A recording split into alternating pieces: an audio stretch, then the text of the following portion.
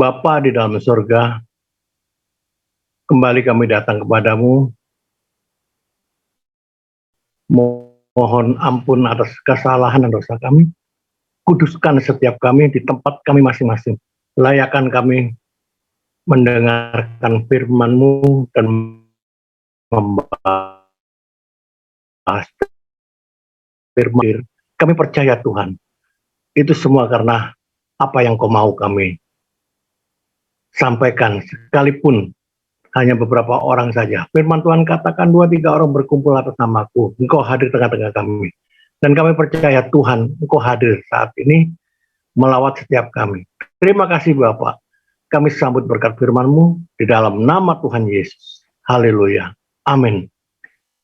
Baik, Shalom.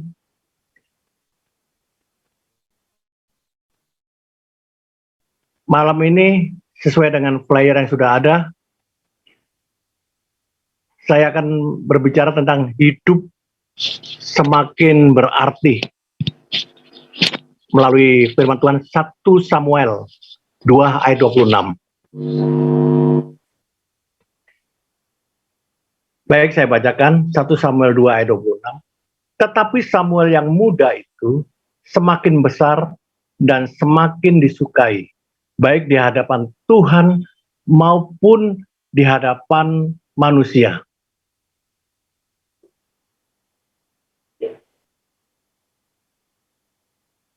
Kenapa Samuel yang muda itu semakin besar dan semakin disukai, baik di hadapan Tuhan maupun di hadapan manusia? Mari kita mundur ke belakang, kembali ke ayat-ayat sebelumnya. Samuel terlahir karena Allah yang Maha Kasih itu mendengar juga dan menjawab doa serta nazar Hana, ibu Samuel, yang dari tahun ke tahun Hana menanggung hinaan dan sakit hati. Apabila saya renungkan, tentunya kata-kata hinaan yang dilontarkan oleh Penina, madunya tersebut, sangatlah tajam, menikam hati Hana, sampai menangis dan tidak mau makan. Tetapi Hana tetap percaya bahwa suatu saat Allah yang disembahnya akan menjawab doa-doa dan nazarnya sesuai firman-Nya yang tertulis. Bulu yang patah terkulet tidak akan diputuskan dan sumbu yang pudar nyalanya tidak akan dipadamkan, tetapi dengan setia ia akan menyatakan hukumnya. Yesaya 42 ayat 3. Kita bisa bayangkan, bulu yang patah terkulet tidak akan dipatahkan, tetapi akan diberi kekuatan yang baru. Begitu juga sumbu yang pudar nyalanya tidak akan dipadamkan. Masih ada harapan. Jadi di situ kekuatan dari Hana ini, dia percaya bahwa ada harapan di setiap doa-doanya. Allah yang Maha Besar mendengar, membuat Hana tetap percaya dan tegar selama ini. Coba kita renungkan. Bagaimana dengan kita? Apakah bisa menahan semua yang dialami dan dilewati Hana bertahun-tahun?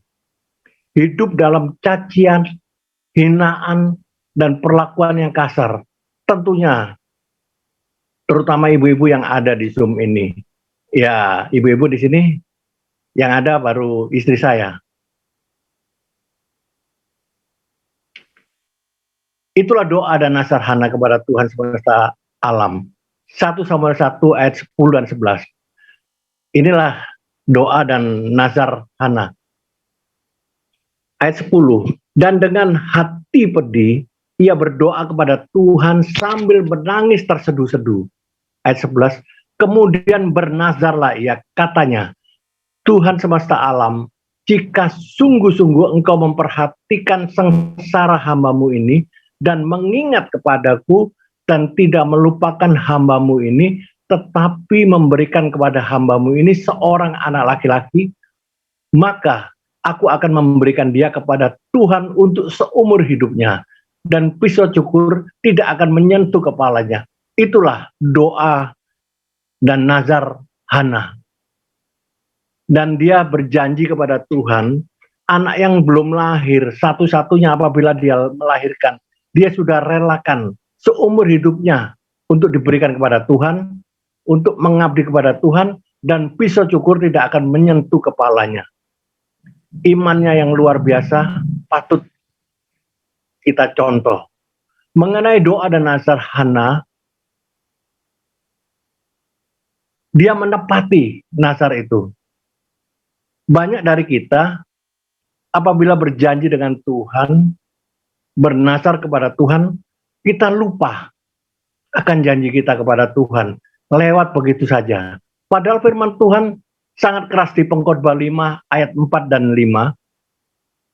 Ayat 4, di dalam kurung 5 ayat 3. Kalau engkau bernazar kepada Allah, janganlah menunda-nunda menepatinya, karena ia tidak senang kepada orang-orang bodoh, tepatilah nazarmu. Ayat 5, lebih baik engkau tidak bernazar daripada bernazar tetapi tidak menepatinya. Disinilah Hana pegang janjinya. Dia bernazar dan dia berikan anaknya untuk semua untuk melayani Tuhan. Dan itu belum ada kenyataan bayi itu lahir. Namun dengan iman dia berani bernazar kepada Tuhan, dan saat dia melahirkan, tentunya sebagai manusia biasa tentunya banyak kebimbangan dan ragu. Anak yang dirindu-rindukan hadir harus dipersembahkan ke rumah Tuhan, diberikan kepada Tuhan, sehingga dia tidak akan bertemu lagi dengan anak itu. Tetapi karena sudah berjanji dengan Tuhan, dia berani menepatinya. Itulah Hana. Waktu kecil Samuel mendengar ibunya berdoa. Dan setiap waktu mendengar ibunya memuji Tuhan. Itu yang membekali diri Samuel sampai Samuel dewasa. 1 Samuel 2 ayat 1. Lalu berdoalah Hana, katanya, hatiku bersukaria karena Tuhan. Tanduk kekuatanku ditinggikan oleh Tuhan. Mulutku mencemooh musuhku sebab aku bersuka cita karena pertolonganmu. Disinilah Samuel selalu mendengar doa ibunya dan setiap waktu mendengar ibunya memuji Tuhan. Saya juga teringat waktu istri saya melahirkan anak-anak saya suka ajak berdoa waktu masih mengandung. Dan apabila saya usap perut istri saya, anak saya itu langsung bergelinjang gitu. Ayo nak kita ikut berdoa. Berarti dia itu mendengar kita yang di luar ini berbicara. Dia langsung bergerak. Dan saat saya berdoa, dia ikut diam. Itu saya suka. Waktu istri saya hamil itu saya coba usap-usap perutnya. Dan saya selalu tumpang tangan di perutnya. Kalau kita berdoa, anak yang di dalam perut ikut diam, seakan-akan ikut berdoa. Disitulah saya merasakan bahwa apa yang didengar Samuel itu memang satu kenyataan, bahwa anak yang kecil itu apabila kita walaupun tidak melatih dia secara langsung, tetapi kita melakukan rutinitas kita di dekat anak itu, tentunya anak itu sangat mendengar. Bahkan ikut kadang-kadang anak itu berdoa, ikut juga memuji Tuhan. Itu yang saya rasakan kenapa Samuel dari kecil sampai dewasa cinta kepada Tuhan. Dan dia dekat dengan Tuhan sekali. Mari kita kembali ke firman Tuhan sesuai tema hidup semakin berarti. 1 Samuel 2 ayat 26. Tetapi Samuel yang muda itu semakin besar dan semakin disukai, baik di hadapan Tuhan maupun di hadapan manusia. Tetapi Samuel yang muda itu semakin besar dan semakin disukai, baik di hadapan Tuhan maupun di hadapan manusia. Artinya, semakin besar, semakin tambah usia, semakin dewasa. Semakin tua, semakin matang. Ada orang yang sudah tua, tetapi sifatnya kekanak-kanakan, tidak dewasa. Banyak itu kita lihat. Orang semakin tambah umurnya, sifatnya tidak mencerminkan kedewasaan usianya. Jadi banyak orang mengacam, kamu itu udah tua tapi kelakuanmu masih kayak anak-anak aja. Itu sering kita dengar. Karena apa? Tidak mencerminkan kedewasaan itu. Harusnya semakin tua semakin matang, semakin dewasa, karena semakin tambah usia. Saya pernah tanya dengan Pak Roni, apa perbedaan bajik dan bijak? Tapi saya juga buka di Google, kata bajik itu adalah pandai menempatkan diri. Dan kata bijak itu cermat, teliti, hati-hati di dalam mengambil keputusan. Poin dari firman tersebut adalah hidup menyukakan hati Tuhan. Disinilah Samuel, dia hidup menyukakan hati Tuhan, berkenan kepada Tuhan. Yang pertama adalah orang yang mengasihi Tuhan. Samuel mengasihi Tuhan di dalam segala hal. Itulah hukum yang sudah terutama dan yang pertama yang dilakukan di Matius 22 yang Yesus katakan ayat 37 dan 38 bahwa kasihlah Tuhan Allahmu dengan segenap hatimu dan segenap jiwamu dan segenap akal budimu. Itulah hukum yang terutama dan yang pertama yang harus kita lakukan. Bagaimana hidup mengasihi Tuhan itu selalu mengutamakan Tuhan daripada kepentingan pribadi, keluarga, teman-teman, pekerjaan, jabatan, waktu, harta, bahkan pelayanan sekalipun. Makanya saya selalu sedikit agak berselisih dengan keluarga, karena saya tipe orang yang kalau sudah melayani Tuhan, saya mengutamakan Tuhan. Tidak ada kata lain dari itu. Makanya kalau satu pelayanan sedang mau berjalan, mau berangkat, tidak ada kata malas.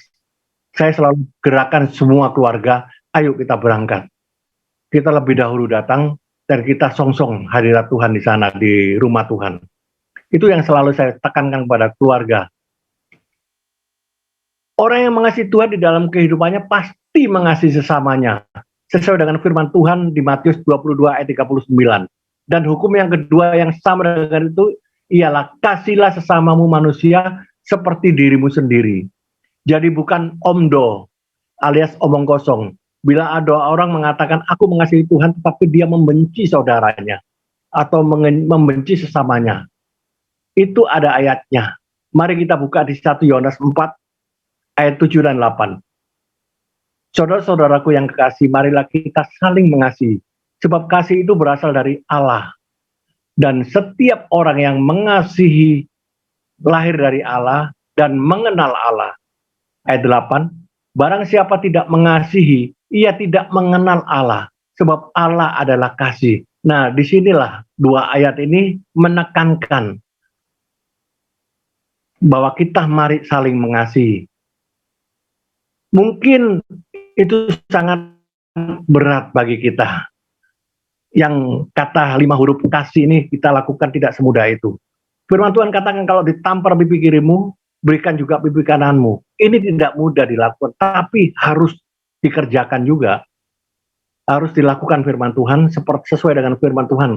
Memang tidak enak ikut firman Tuhan, tapi harus dilakukan. Kalau kita mau mengasihi Allah, kita juga harus mengasihi sesama. Itulah dua ayat ini. Hidup yang menyukakan Tuhan. Yang kedua, peka akan suara Tuhan. Itu sejak masih kecil istilahnya diberi kepekaan meskipun belum dewasa rohani. Saya waktu kecil dulu, nenek saya mengasuh saya dengan puji-pujian, dengan doa. Dia tidak menyuruh, ayo hafalkan, tidak. Dia memuji aja. Dia berdoa aja di depan saya, di samping saya, waktu tidur. Dan nenek ini membawa ke dalam kehidupan saya. Cara memuji, sampai sekarang setiap puji-pujian yang dia nyanyikan itu, saya sangat hafal. Bahkan mungkin saya dengarkan kepada cucu saya, kalau saya mengindung-indung cucu saya untuk tidur. Itu dari yang saya dengar dari nenek saya. Bahkan cara berdoanya sekalipun, Begitu juga di dalam kehidupan hari-harinya. Dia tidak bisa tidur kalau anak-anaknya, cucunya belum semua lengkap ada di dalam rumah. Dia tungguin, walaupun dia mengantuk-ngantuk, dia tungguin sampai anaknya pulang, sampai cucunya pulang. Dan kalau kecuali ada janji, anaknya ada satu pekerjaan yang dia sudah izin, tidak bisa pulang hari ini, mungkin dia bisa tidur. Tapi kalau tidak ada izin seperti itu, dia tungguin. Nah, itu merasuk ke tulang sumsum saya. Makanya saya setiap malam selalu bangun, melihat anak-anak saya, melihat cucu saya. Sudahkah mereka pulang? Sudahkah mereka ada di tempatnya masing-masing? Itu saya lakukan. Karena tanpa diajarin, tapi tertanam langsung dari otak dan pikiran saya ke dalam hati saya, bahwa tanpa diajarin itu sudah membekas, merasuk ke tulang sumsum saya. Jadi saya otomatis kalau tengah malam di atas jam 12, saya pasti kontrol. Saya tanya istri saya, anak-anak sudah pulang? Ada satu yang belum pulang, ya saya tungguin. Saya WA, saya telepon, kenapa sampai malam belum pulang? Biar dia tahu bahwa papanya tidak akan bisa tidur kalau belum mereka tidur semua. Saya tidak mengajar itu kepada istri dan anak-anak saya hanya lakukan seperti apa yang dilakukan nenek saya. Kepekaan itu kita latih, seperti Samuel saat dilatih Tuhan di 1 Samuel 3 ayat 4 dan 7. 1 Samuel 3 ayat 4 sampai 7. Lalu Tuhan memanggil Samuel, Samuel, dan ia menjawab, iya Bapak. Ini belum mengenal suara Tuhan, tapi dia sudah jawab. Lalu berlari ia kepada Imam Eli, serta katanya, ya Bapak, bukankah Bapak memanggil aku? Tetapi Imam Eli berkata, aku tidak memanggil, tidurlah kembali. Lalu ia tidur. Dan Tuhan memanggil Samuel sekali lagi, Samuel pun bangun, lalu pergi mendapatkan Imam Eli serta berkata, ya Bapak, bukankah Bapak memanggil aku? Tetapi Imam Eli berkata, aku tidak memanggil anakku, tidurlah kembali. Ayat ke-7, Samuel belum mengenal Tuhan, itu yang dilakukan, tapi dia mencoba dengan kepekaan dia, melalui telinganya. Sedikit ada panggilan, sedikit ada suara, dia bangun.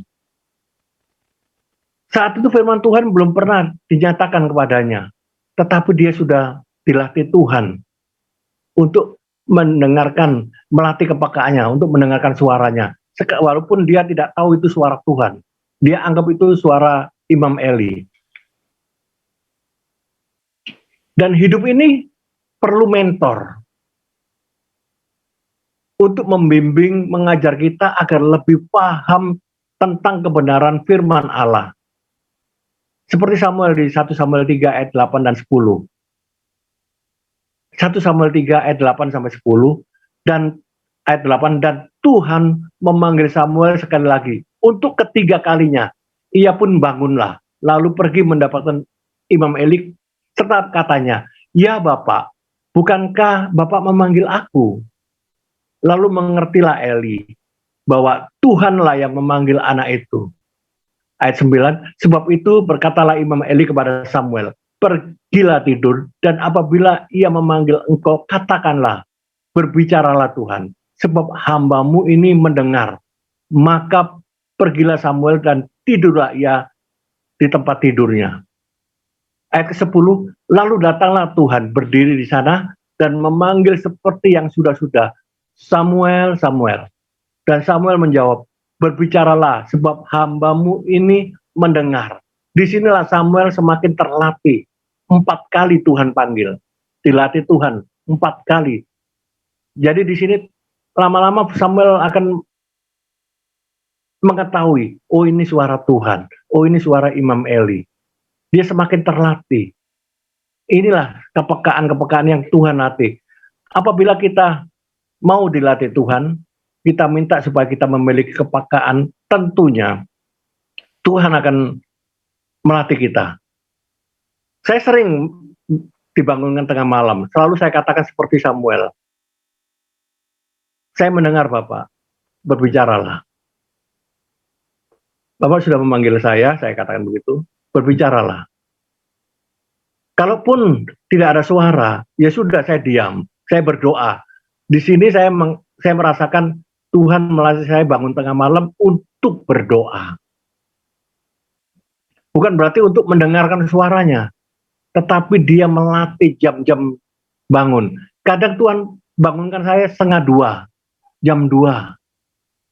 Kadang-kadang jam 1 malam, kadang-kadang jam 3. Disinilah kita harus mulai melatih kepekaan itu.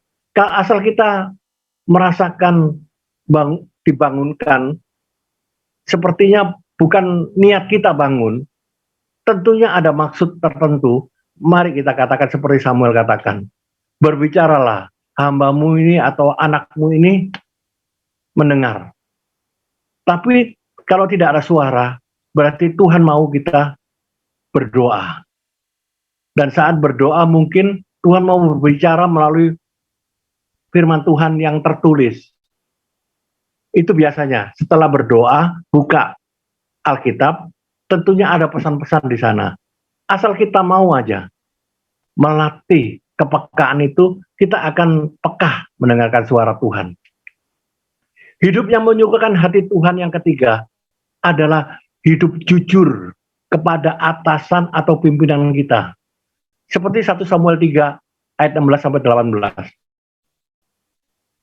1 Samuel 3 ayat 16-18. Tetapi Imam Eli memanggil Samuel, katanya, Samuel, anakku. Jawab Samuel, ya Bapak. Ayat 17, kata Eli, apakah yang disampaikannya kepadamu? Janganlah kau sembunyikan kepadaku. Kiranya beginilah Allah menghukum engkau. Bahkan lebih lagi daripada itu, jika engkau menyembunyikan sepatah kata pun kepadaku dari apa yang disampaikannya kepadamu itu. Ayat 18, lalu Samuel memberitahukan semuanya kepadanya dengan tidak menyembunyikan sesuatu pun kepada Imam Eli, berkata, dia Tuhan, biarlah diperbuatnya apa yang dipandangnya baik.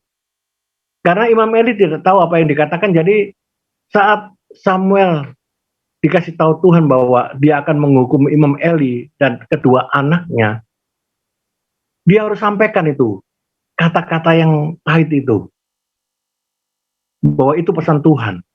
Atau mungkin dari Tuhan itu berkat. Kita harus sampaikan, jangan disembunyikan.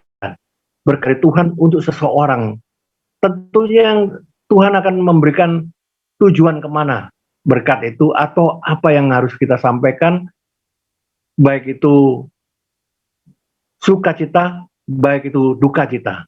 Seperti Imam Eli menerima ini adalah duka cita. Akhirnya dia katakan, dia Tuhan, biarlah diperbuatnya apa yang dipandangnya baik. Jadi Samuel jujur saja, bukan karena dia masih kecil, dia belajar jujur. Dia sampaikan sekalipun itu pahit. Ya, mau dia marah, mau tidak, Imam Eli terserah, dia sampaikan, itu yang dari Tuhan. Biasanya kalau dari Tuhan, seperti Pak Roni selalu mengajar saya, kalau dari Tuhan itu apa adanya, sampaikan saja. Mau diterima atau enggak, itu sampaikan saja. Kita harus melakukan sesuai yang tertulis. Itu saya pegang Pak Roni sampai hari ini. Jadi saya merasakan itu seperti yang dilakukan oleh Samuel saat ini yang kita bahas. Hidup yang menyukakan hati Tuhan yang keempat adalah taat. 1 Samuel 3 ayat 19. 1 Samuel 3 ayat 19. Dan Samuel makin besar dan Tuhan menyertai dia. Dan tidak ada satupun dari firman-Nya itu yang dibiarkannya gugur. Sama dengan firman yang dibuang atau dilupakan. Atau firman yang tidak dipakai. Baik yang memberkati maupun yang menegur. Banyak orang itu kalau yang memberkati dijadikan ayat emas. Tetapi kalau firman itu menegur dirinya, dia nggak mau pakai itu, tidak mau dihafalkan. Padahal di sini Samuel memberi contoh, tidak ada satupun yang dibiarkan gugur firman-Nya itu. Pesan Tuhan melalui firman-Nya tidak ada satupun yang dibiarkan gugur. Itulah Samuel. Kalau dia dipakai Tuhan, luar biasa. Kalau kita mau dipakai Tuhan secara luar biasa, harusnya firman tidak dipilih-pilih. Firman itu yang baik, yang memberkati, atau firman itu mungkin menegur kita, harusnya kita ambil semuanya. Kita ingat semuanya untuk dijadikan rema. Bukan hanya dipilih ayat emasnya, ayat yang baiknya saja. Banyak sekarang teman-teman saya, hamba-hamba Tuhan, bahkan juga jemaat-jemaat, lebih senang ayat emas, ayat yang memberkati. Contohnya, kalau ada satu masalah berat, selalu dia ingatkan satu, segala perkara dapat kutanggung di dalam dia. Nah, ini selalu menjadi ayat emas. Tapi yang tegurannya tidak. Oleh karena itu firman Allah bukan hanya dibaca, tetapi harus direnungkan dan wajib dilakukan. Itulah pesan dari firman Samuel hari ini. Hidup yang menyukakan hati Tuhan yang kelima adalah memiliki buah-buah roh. 9 buah roh. Kasih, sukacita, damai sejahtera, kesabaran, kemurahan, kebaikan, kesetiaan. Itu ada di Galatia 5 ayat 22 dan 23. Kelemah lembutan, penguasaan diri, tidak ada hukum yang menentang hal-hal itu. Jadi 9 buah roh itu tidak ada hukum yang bisa menentang, karena di sana ada kasih. Baru kasih di urutan yang pertama, baru ke bawahnya sukacita. Kalau kita memiliki kasih, pasti kita memiliki sukacita, dan pasti memiliki damai sejahtera. Dan kita terus melakukannya, kesabaran, kemurahan, kebaikan. Itu ada di dalam kasih semua. Lalu kesetiaan, kelemah lembutan, penguasaan diri. Jadi kalau salah satu dari ini, berarti kita perlu introspeksi diri, termasuk saya. Kalau satu saja tidak ada dari 9 buah roh, berarti kita tidak memiliki kasih. Kasih itu ada 9. Adik-adiknya kasih. Satu urutan di dalam kasih itu, semua kalau kita melakukan buah roh, dari kasih itu sampai penguasaan diri, itu tercakup semuanya. Satu saja tidak ada, berarti kita kurang memiliki kasih itu. Tidak bisa mewujudkan kasih itu sempurna. Sehingga kita berada dimanapun akan selalu menjadi teladan, menjadi contoh, karena memiliki 9 buah roh ini. Menjadi sahabat yang dicari-cari, menjadi sahabat yang selalu ditunggu-tunggu, istilahnya nggak ada lu, nggak ramai. Alasan nggak ada lu, sepi. Nah, ini yang kita harusnya sebagai anak-anak Tuhan, apabila bergaul, bukan kita bergaul malah baru datang aja, minggir-minggir, ada orang rese datang. Kita dianggap orang rese, orang yang dibenci. Jadi mereka tidak suka bergaul dengan kita. Harusnya, dimanapun kita selalu menjadi teladan, menjadi contoh. Seperti saya lihat Pak Roni itu, banyak komunitas-komunitas yang diikutinya. Saya senang melihat Pak Roni itu, ada komunitas golf yang luar biasa itu, luar biasa. Pak Roni dipakai menjadi alat Tuhan yang dasar. Itu teladan bagi saya Pak Roni. Menjadi sahabat yang dicari-cari. Jadi kalau kita nggak datang itu, mana ya? Kok nggak hadir-hadir? Sahabat yang selalu ditunggu-tunggu. Ada satu kali saya pernah ikut satu komunitas persekutuan doa. Saya waktu itu sempat pergi sebentar karena ada urusan telepon, saya tinggal waktu makan. Tapi orang-orang ini tidak makan, tunggu saya. Sampai saya datang, baru saya disuruh doa. Itu salah satu komunitas. Dalam hati saya, waduh Tuhan, terima kasih sekali. Saya masih ditunggu-tunggu ini. Soal makan aja ditunggu, berdoa. Ya mungkin di satu komunitas itu, di satu komunitas yang lain harusnya sama. Tapi ada komunitas yang tidak suka juga dengan saya. Karena mungkin saya merasa dianggap rohani, sok tahu di dalam urusan firman Tuhan, dan sebagainya. Karena saya itu orangnya kekeh. Kalau sudah benar sesuai tertulis, saya tidak bisa dirubah. Dan karena saya juga belajar dari Pak Roni, jadi saya banyak melakukan hal itu. Tapi akhirnya saya di satu komunitas yang lain tentunya tidak disukai.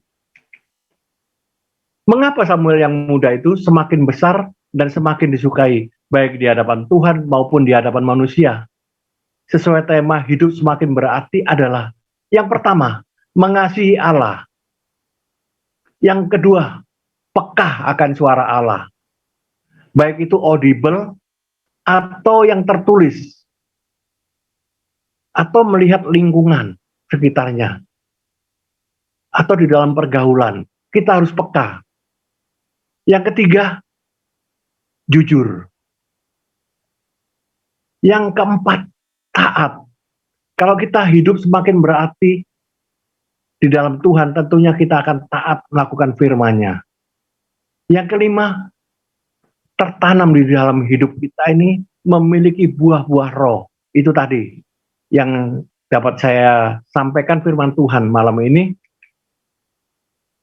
Firman tidak saya panjangkan, apa yang benar dan baik itu dari Tuhan, apa yang kurang sempurna tentunya dari saya. Terima kasih atas perhatiannya, waktunya untuk mendengarkan khotbah saya. Tuhan Yesus memberkati. Terima kasih Pak Fran, terima kasih Pak Roni.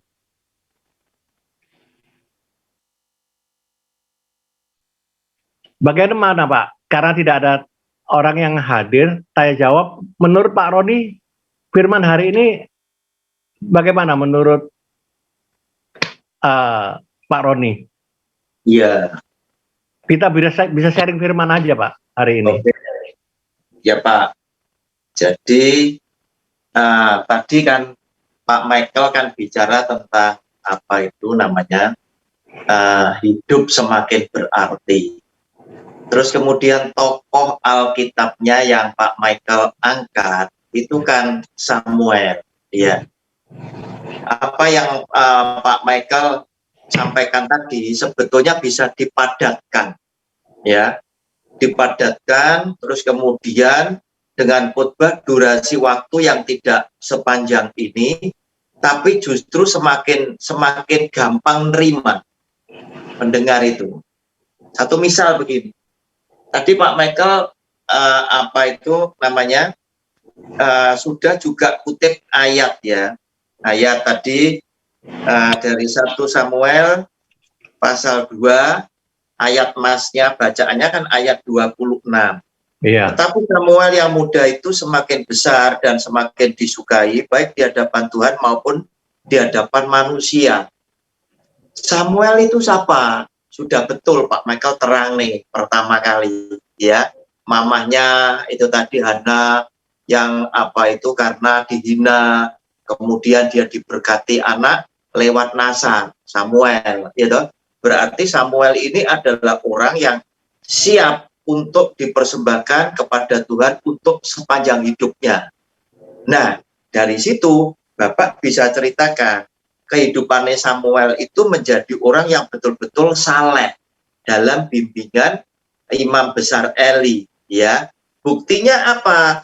Tadi Isa mbok kutipnya ayat tadi yang sudah Pak Michael sebutkan, yaitu 1 Samuel 3 ayat 19. Tadi Pak Michael sebutkan, dan Samuel makin besar dan Tuhan menyertai dia, dan tidak ada satupun dari firman-Nya itu yang dibiarkannya gugur. Artinya apa? Samuel ini adalah orang yang taat sekali. Firman Tuhan itu berusaha dilakukan oleh dia. Nah, ini memberikan dampak kepada Tuhan. Sehingga Tuhan itu menyukai orang yang demikian. Artinya, Pak Michael tidak usah bingung dengan buah-buah roh yang lain nih. Orang yang dengan demikian, buah-buah itu pasti menyertai. Sebab apa? Dengan dia itu taat mendengar firman Tuhan dan melakukan, apalagi ini dikatakan, tidak satu pun dari firman-Nya itu yang dibiarkannya gugur. Akibatnya apa? Tuhan kan disenangkan ambil Samuel, otomatis Tuhan itu akan menjadi Allah yang menyenangi Samuel. Buktinya apa? Buktinya ayat yang 20. Maka taulah seluruh Israel dari Dan sampai Berseba bahwa kepada Samuel telah dipercayakan jabatan Nabi Tuhan. Kenapa kok iso jabatan Nabi Tuhan, kok iso mereka berkesimpulan? Nabi itu apa? Nabi ini penyambung lidah Tuhan. Berarti masyarakat Israel tadi tahu, oh sing diomongne Samuel itu mesti terjadi. Berarti jabatan Nabi itu ada di Samuel. Ya. Nah, Bapak cerita, ya. Cerita. Nabi ini harus model seperti Samuel. Tidak semua nabi kayak Samuel loh, tidak loh. Samuel ini cukup istimewa, sangat istimewa. Ya, sehingga apapun yang diucapkan Samuel itu dikabulkan oleh Tuhan karena memang Tuhan nitip omongan. Gitu. Ya, zaman dulu pun ada nabi palsu. Ya, zaman Raja Ahab itu ada Nabi Baal jumlahnya 450, ada 400 Nabi Asyera. Ya. Nah, di sini Samuel berbeda. Dia memang orang yang taat, orang yang setia. Sehingga Tuhan berkenan jadikan Samuel itu penyambung lidahnya dia. Apa yang dikatakan Samuel itu selalu terjadi. Nah, sehingga karena ini selalu terjadi, masyarakat jadi tahu. Loh, lek gitu Samuel ini nabi. Dia ngomong itu karena apa? Diutus Tuhan untuk menjadikan peringatan bagi bangsa Israel. Sehingga otomatis bangsa ini jadi campur-campur di hati ini. 1 takut, 2 hormat, 3 suka ambil Samuel. Nah, itu masuk di judulnya Pak Michael. Nah, masuk situ. Nah, dari situ bisa Pak Michael tarik aja. Bapak Ibu, kira-kira kita kepengen enggak jadi orang yang dipercaya oleh Tuhan. Walaupun kita tidak sebesar Samuel. Ya, kita kalah ambil Samuel. Sebab apa? Samuel itu anak Nasar. Jadi Nasir Allah. Kita enggak ijik kerja, ijik macam-macam. Ini enggak. Seumur hidup tinggal di bait Allah. Seumur hidup melayani Tuhan. Harga yang dibayarkan, wah, luar biasa. Nah, kita kepengen dapat sepersekiannya Samuel aja. Yaitu apa? Belajar sekarang. Yaitu mendengar firman Tuhan dan melakukan firman Tuhan. Supaya ya Tuhan juga mencintai kita karena Tuhan tahu kita mengasihi Dia. Sehingga apa? Tuhan lewat Roh Kudus itu berkenan tinggal di kita. Kalau Tuhan tinggal di kita, kita kan jadi hidup manunggal. Nah, dengan hidup kita manunggal, maka kita itu akan bisa memiliki karunia Roh Kudus, sesuatu yang supranatural di dalam kehidupan kita. Salah satunya hal-hal yang akan datang terjadi, itu kita bisa tahu. Kita bisa punya feeling. Dan hal ini seringkali saya alami, saya tahu apa yang bakal terjadi, saya tahu. Untuk hal-hal tertentu. Ya, seperti misalkan mau bencana tsunami di Aceh, saya tahu sebelumnya dan sudah saya khotbahkan. Saya ngomong hati-hati Indonesia. Saya ngelihat di TV itu mendadak ada hama belalang nutupi aspalan itu di Padang, Sumatera Barat. Ketika apa? Ketika saya sedang menyiapkan konsep khotbah di kamar saya di Kediri. Saya langsung mandek dan saya langsung tahu ini bahaya ini tulah ini. Ya, ini kalau tidak salah tulah ke-8. Habis itu gelap gulita 3 hari 3 malam, baru tulah ke-10. Nah, hal-hal seperti itu seringkali Tuhan bicara sama kita tidak lewat suara. Saya seringkali tidak meyakini kalau ada pembicara ngomong Tuhan bicara lewat suara audible. Saya lebih tidak seperti itu. Saya banyak mendapatkan yang Tuhan bicara itu lewat hikmat, lewat hati saya, membuat otak saya mengerti. Oh, ini mau terjadi. Nah, saya ngasih contoh. Nah, berarti zaman sekarang kan zaman kasih karunia. Pak Michael daripada narik ke buah-buah roh, ya, kenapa? Karena itu akan secara otomatis orang yang setia buahnya mesti buah roh, pasti buah roh. Nggak usah dibicarakan, Bapak ngasih contoh. Nah, Yohanes pasalnya yang ke-16 ya, ke-16 ayat 13. Ya, ini kan zamannya Roh Kudus. Tetapi apabila Ia datang, yaitu Roh kebenaran, Ia akan memimpin kamu. Berarti memimpin kita kan? Ke dalam apa? Seluruh kebenaran. Ya, ke seluruh kebenaran. Kenapa? Karena Pak Michael sudah menjadi orang yang setia mendengar dan melakukan firman. Berarti Tuhan cinta ambil Pak Michael. Kalau Tuhan cinta, Tuhan pasti menyertai, dia mau tinggal dalam hidup kita. Kecenderungannya apa? Kita jarang salah. Kita jarang salah, kenapa? Dia sendiri yang memimpin dalam kebenaran. Sebab ia tidak akan berkata-kata dari dirinya sendiri, tetapi segala sesuatu yang didengarnya, itulah yang akan dikatakannya. Dan ia, Guru Besar Roh Kudus, akan memberitakan kepadamu hal-hal yang akan datang. Jadi roh sadurung winara itu ada di pelajaran orang Kristen, yaitu karunia kenabian. Raja ngundang Nabi, tanya, Nabi tanyakan Tuhan, enaknya aku berangkat perang apa enggak? Kira-kira bangsa itu iso tak kalah nendak? Nabi bernubuat atas nama Tuhan, termasuk itu tugasnya Samuel. Nah, sekarang kita gimana? Zaman Roh Kudus. Kalau Roh Kudus cocok dengan kehidupan kita, dia mau tinggal dalam kehidupan kita, dan kita ngomong, Allah Roh Kudus, jadilah engkau Tuhan dan Tuhan atas hidupku 100%. Dia akan berkarya di kita. Dia akan berkarya di kita bebas. Sama seperti misal, saya tinggal dengan orang tua saya. Duit saya yang bekerja. Tetapi karena papa mama saya adalah orang yang saya hormati, semua karyawan rumah tangga, saya tidak mau yang gaji. Duit tak kasih nih mama saya yang ngatur. Otomatis mama saya berkiprah 100%. Papa saya berkiprah 100%.